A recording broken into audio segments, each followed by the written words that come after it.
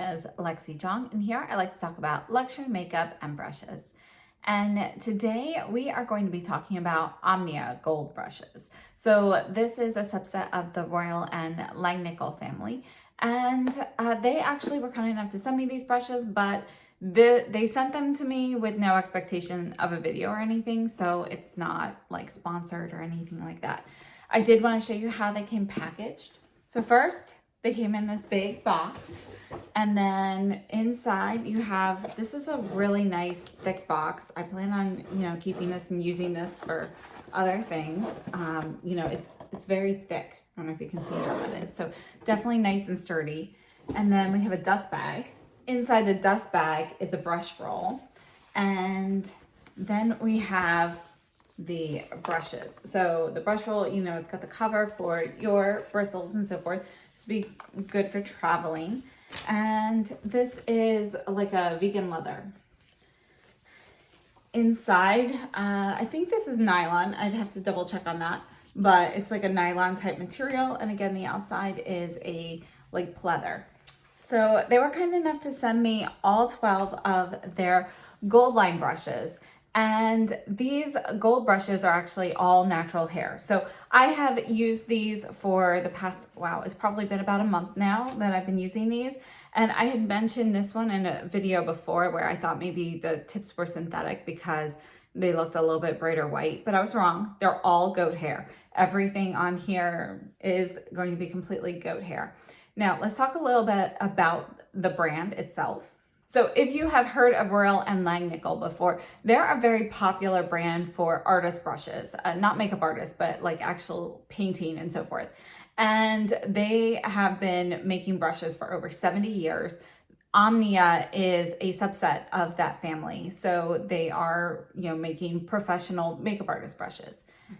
So the Omnia Gold line is one of 3 lines in this Omnia brush family. And the gold brushes all use goat hair. And the other 2 lines, I'm just checking my notes, so I'm looking down. We have the rose gold and the Pro line, and those are synthetic brushes. So they have a patented vegan Omnilux filament that is manipulated at a molecular level to mimic a natural filament. So I'm considering trying those out. Let me know if you guys would be interested in seeing any of those. One of the other things that I find to be really nice about Omnia as a brand is that they have a 2-year limited warranty on all of their brushes. So the warranty is basically going to apply to anything related to workmanship. So they have a lot of information on that on their website. So be sure to check that out. I'll leave that linked down below. Now, if you've looked at Omnia or Royal and Langnickel brushes before, you'll see that, Royal and Langnickel is an English brand. Omnia brushes, it was a little hard to figure out from the website exactly how they were made and manufactured. And that's always something that I like to look into. And it turns out that these brushes are manufactured in China. So when they reached out to me, I, contacted them, I asked them some questions and so forth. And they actually replied immediately. Like I'm talking like within 20 minutes. So I got a very quick reply with plenty of information to kind of assuage any concerns that I had. And I just want to read a little bit of one of the responses. So we manufacture all of our brushes at our own facilities in China using Japanese finishing techniques, each brush crafted by our master artisan brush makers. What makes us quite unique is that we actually own our manufacturing facilities, which allows us to hold our manufacturing quality to the highest standards, all while keeping our prices affordable. And, these are supposed to all be cruelty-free brushes and the highest quality goat hair. So let's talk a little bit about these. So this one here is one of my favorite brushes. This is the stippler brush. And all of the Omnia gold brushes, you see you've got the longer handle, and then the handles themselves, these are made out of a waterproof polymer. And you can see they have kind of like this satiny gold finish, and they feel like it's just kind of like silky smooth. It doesn't feel like a painted lacquer, but it's not like a rubbery touch or anything like that either. It's just kind of like more satiny to the touch. So I find that to be really comfortable. You've got the bright gold ferrule here, and all of their hairs are left intact. So they do follow Japanese Fude processes. So the hairs are hand placed, all of the tips are intact, so you have that natural taper in the hair, and leaving that intact is going to make the brushes softer on the skin and allows for a little bit better, more of an airbrushed application. So sometimes you'll see brushes, if you see some like more inexpensive goat hair brushes, a lot of times what you see is that they actually take the hair and they cut them to get into the shape. They'll bundle it all together and then they trim it to whatever shape. That results in a little bit of a harsher texture on your skin because you're feeling all of that like pointiness from the sharp edge when you cut it. Since these still have their natural taper, they're going to feel softer on the skin. And this one here is one of my favorite brushes. Again, this is a stippler, and you see you've got two different lengths of hair here. I find that I have been using this one for pretty much everything. So you can use this for foundation. I find that for a liquidy serum style foundation, it does work well for application. But most of the time for me, I like to use this. I'll use this like if I want one of those like brightening CC serums or, like a highlighter to go underneath things. I'll use it for that. I use it for cream or liquid bronzers, blushes, things like that as well. And I just really like the way it performs. So this one is undyed goat hair, and yeah, I really like it. This one is really soft on the skin. The closest brush I have to that is actually this one from La Bouche Rouge. This one is synthetic. It's also a stippling brush. I have to say, this synthetic brush is more expensive than this Royal and Langnickel or Omnia brush. You can see it does have the Royal and Langnickel symbol on here. So next, this is going to be the powder brush. And you can see that this is densely packed. This works well for powder. I like to use it in the T-zone, but I also like to use it for blush. If I'm using a blush that I don't need to be quite as specific with, getting like that soft wash of color, this is a great brush for that. So let me just compare it to a few. All right, so let me just show you this compared to Sonia G so you can see the difference in the height. This is the Sonia G Masterface, which is one of my very favorite powder brushes. And you can see that these are going to be fairly similar in shape. This one has a more pinched ferrule here. You can see it's more oval, so it's not going to be completely round, whereas this one has a round ferrule. So slight difference in shape, but performance-wise, I would have to say that the Sonia G Masterface is slightly denser, so you've got a little bit more buffing action, whereas this will give you like that softer finish. So look at the flex here versus here. But I think shape-wise, they're pretty close. Size-wise, again, for the head, they're pretty close to each other, closer than the other ones I have to compare it with. This is the Chikuhodo F01. So here's the height difference here. And you can see that the brush head is going to be a lot longer, and it is, this one's more narrow. This is more paddle style. And yeah, so this one also works for like a very soft finish of powder, whereas this one, because of the density, you're going to get a little bit more buffing compared to the F01. And that's also going to be true for this one. This is the KZ2, which is also going to be like a paddle style. And this is a powder brush, cheek brush, kind of, similar function to this one, but you can see that the brush hairs are going to be a lot longer on this. Compared to some blush brushes, this is the Classic Cheek from Sonia G, one of my favorite blush brushes. And this one actually has an oval ferrule. It's much more similar to this one here, but you can see that the longer hairs in the Omnia brush compared to the shorter hairs in the Sonia G. This allows it to have a little bit more of a bulbous appearance compared to the Sonia G, which is a little bit more compact. Now, keep in mind, this one here is going to be dyed goat hair, so you want to use this with powder products.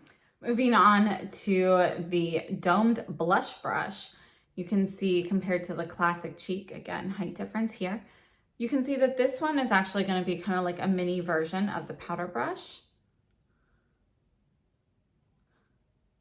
Okay, and so it has a similar shape, but this one actually has a round ferrule. And again, the classic cheek is going to be a little bit more oval. And compared to the Sonia G Master Face, this one is actually more like a smaller version of it. So let me show you the flex from the Master Face here. So I lost a hair there. And this one, you can see that these are going to be pretty similar. It's just that the head on the domed blush is going to be slightly smaller overall compared to the Master Face. Next up, we have the complexion brush. So this one here is the powder, the blush, dome blush, and then this is complexion. And you can see that this is going to be a little bit of a smaller version, but you can also see that the shape here is different. This is going to be more, you know, like a true rainbow here with the arch. So it comes a little bit more to a point, not a true point. It's still going to be completely gradual, but it doesn't go flat at the top like the dome blush. This is a fantastic brush if you want to set like under your eyes or something like that. That's actually what I use this one for. I like this for setting powder under my eyes. If you're doing like any strategic powder placement, this is a fantastic brush for it. I actually don't have anything this size already in my collection. So to me, this was a really new and welcome brush shape and size. My closest ones here, these are from Sonia G. We have the mini cheek with the blue handle here. And then this is the Detail Pro. And you can see shape-wise, it's similar to the Detail Pro in shape, but it's much larger, making it easier for this. So the Detail Pro, you know, is just gonna be smaller. I actually usually use this one for like highlight, and I've used this one for highlight as well. But I just think it fits so well to do powdering in this area. I really like this brush. Next up, we have the Omnia fan brush. And I personally like these like wispier fan brushes for like highlight. I think they work really well for that. That's primarily what I use this for. You can also use it for blush and so forth. It's a little bit large for me to use for blush, but I really like to use this for highlight. And it compares most closely to my favorite fan brush, the Rephr 20. So I love this one for highlight as well. You can see that the Omnia is going to be slightly larger. It's just a little bit wider than the Rephr one. And I think the amount of like flex here, that they're going to be pretty similar. The density is very similar on the two of these. The Rephr is very slightly denser, more dense than the Omnia fan brush. Another loose fan brush that I like, this is from the Koh Gen Do Premium series. I don't remember what this one's called because, I mean, look at the handle. So I can't read the characters. So, but this is the fan brush. You can see that the shape is different, but it's also going to be soft and wispy. And, you know, I really like this one. This one's great for like powder and so forth, and it also works well for highlight. But personally, a personal preference for highlight, I do prefer something with a little bit more structure, such as the Rephr 20 or the Omnia fan brush. And my closest Sonia G one is the Fan Pro, which just because it's a little bit thinner than a lot of her other fan brushes, but it's not going to be as soft and wispy. So this one will give you like more control, a little bit more structure. So just some differences there. Next, I have the Omnia crease brush, and you can see that we have this like dome shape here, and it's a good size. Let me show you a few comparisons. Again, size or height difference.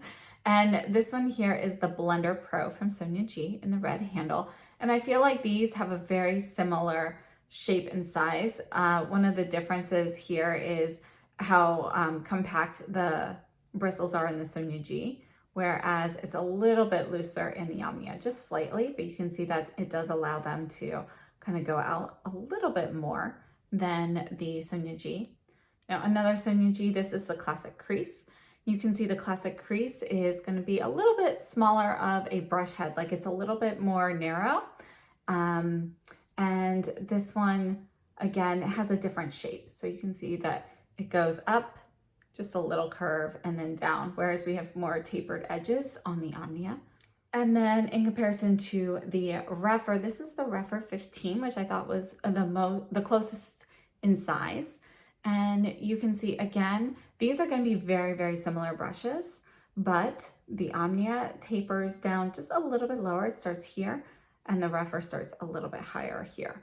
So they're going to be very similar in size and shape, but you've got a little bit more of a tapered end here, which depending on your eye shape can be really good. Like for me, I have found that as my eyes are getting more hooded as I'm aging, I am preferring to have more of these like tapered ones, and the ones that go straight up, I'm having a harder time, you know, having it like kind of skip in places, if that makes sense, because of the hooded crease area. So I'm in general preferring this shape recently more so than any of the straight up ones like the classic crease that we just looked at. Next, we have the Omnia shader brush, and I really like this brush for all over color. It works great for that. It's soft, and you can see I used it today, so if you see a little powder coming up, sorry. But you can see the amount of flex on here. And I think the brush that I have that is closest to that is the Sonia G Jumbo Blender, but you can see that that is going to be smaller. It's more narrow, and it's more narrow this way, and it's going to be I think it's about the same width, but I think maybe the Sonia G might be ever so slightly wider. And I think that's because you can see the pinch on the ferrule here. It's not as strong as the pinch on here. So I do think these are probably my two closest. And then this is the KZ6, which, you know, is one of my very favorite eye brushes. Incredibly, incredibly soft. You can't really get much softer than this. You can see that this one has the same shape, but it has longer bristles. And it's about the same size for the width of it, but the KZ6 is going to be thicker here. And the F05, you can see, is going to be longer. It's a little bit more, paintbrush style, paddle style. And I think the width is about the same. The thickness is about the same, but the big difference here is going to be on the length of the hairs. So that does give slightly different performance. This will give you a little bit more of a softer wash, whereas this will definitely lay down the pigment a little bit more strongly. And next up we have the Omnia blending brush. So you can see that this one has a little bit of an arrowhead shape, but it is still going to have like a bit of a fluff to it. So you can use this in the crease. I like to use this on the lid as well. And just a few comparisons. This is the Esom W23. You can see that the Esom is slightly shorter still. And you can see the Esom is going to be a little bit more rounded. And look at the flex on this. It's not going to be as flexible. It's a little bit more densely packed. And these are sable hairs as well. So they have a little bit more snap to them. And in comparison, this is the W21, which is like the smaller version. You can see again, a little bit more rounded, whereas you have a little bit more of an actual point on the Omnia, which made me first think of the Smith 253. This is a small arrowhead brush. There is a larger one, which I don't have. This is the height difference between Smith and Omnia. And you can see that the shape is pretty similar, and they're both going to be soft and flexible. I don't have the larger one, but I feel like they would probably be a little bit closer to each other. Next, we have the Omnia smudger brush, and I like to use this for the lower lash line. You can use it to smudge things, but this is going to be like a softer smudger, not like the Sonia G smudgers that I use a lot that are a little bit, densely packed. Let me show you. This is the one I used today, so you can see how like densely packed this is. And this will smudge something that's like a little bit thicker. This will smudge like your powder products really well, or give you a very soft smudge on something a little bit firmer. And my closest comparisons are these here. You can see the height differences. These are all Chikuhodo brushes. You can see there's definitely a large height difference between them. This one is the KZ7. We have in the white hair the T8. And then this is the Z series one. I'm not sure what it is, but you can see like the actual shape of these is going to be fairly similar, but these are all going to be a little bit more pointed in the Chikuhodo, whereas this is going to be a little bit rounder. Next, we have the small crease. So first, one of the things I want to show you about the small crease is you can see it tapers starting from here and goes up. So this works well in the crease. It works well for blending here, especially if you use like the side on this. The brush it makes me think of the most is this. This is a small smoky eye from Surratt. Now the Surratt has a stronger taper, so it starts tapering all the way down here. And this is meant to like really kind of blend your shadows like that. This is actually a good alternative. You can do that with this. Now, personally, usually when I'm doing it all over the eye, I prefer a slightly larger version, but this does work for it, and so does this one. And but really, I like to use this for, I use the side of it for the outer corner, and I'll use it to deepen up the crease, and I'll even use this on the lower lash line as well. I think it's a really great brush. It works really well for getting in the inner corner, and you can even use the side of this for highlight as well. So I wouldn't use it necessarily with a blinding highlight because for me, I like to kind of buff those out a little bit more. But if you have like something a little bit more of like an everyday, more natural looking highlight, I like this for that as well. And next we have the Omnia lip brush. You can see that it's got a very short little head. This is the Wayne Goss lip brush. I think it's number 7. Okay, so it's 7. You can see that they are going to be about the same height. The Omnia is a little bit wider, and it's also more rounded here compared to the Wayne Goss, which is pretty much straight across. So I really like both of these for that. I find this works really well there. I have to say though, I often use this as a smudger as well. So I don't use lip brushes that often, but I like to use lip brushes. In particular, if I'm like wetting some eyeshadow to use as a liner, I really like to use brushes like this as well. And this, I use with powder eyeshadow quite a bit to just get like a thinner line. And some that it made me think of that I also use for that purpose. This is the Sonia G Flat Definer from the Kiyaki set. And you can see the Sonia G is going to be longer, longer hairs. And it's not going to be quite as wide, but it has a similar shape. It's a little bit more ovular than the Omnia. And then another one here, this is the Chikuhodo T12, which you can see again is going to be a little bit longer. It's about the same width, but this one has a little bit more, like it's a little bit thicker. And because you've got the longer hairs, there's a little bit more flexibility with it. And last up, we have the brow definer, which I actually don't have anything like this in my collection. If you're using like a powder brow product, this is really nice for that. I don't use that too often. What I do use this for though is when I'm trying to like stretch out a wing. You know how like you apply the color and then you like just drag it out a little bit so it gets like lighter and softer. That's what I use this for. And it's a really great size for me to use that for because I'm not skilled with any sort of wing application. So pulling this in a smaller size gives me a little bit more control. So one of the things I also like about the handles, you can choke up to get more control, or if you want lighter application, less control, you can hold down lower on the handle. So that gives you a lot of options. And so I think handle length is definitely a personal preference, but there are pros and cons to both. And I think especially on a brush like this, it gives you a lot of variety in how you can use it. All right, so that kind of sums up all of these brushes. I have been using them for quite a while now, so I have been enjoying them. One of the other things I wanted to mention is I use those Sigma silicone like brush drying towers. And I did notice that I had some marks on my handle right when I did that from clipping it in. And guess what? They just rubbed right out. So if, you notice some marks, they just rub them with your hand and they go away. Like no pressure really. It's not hard to do.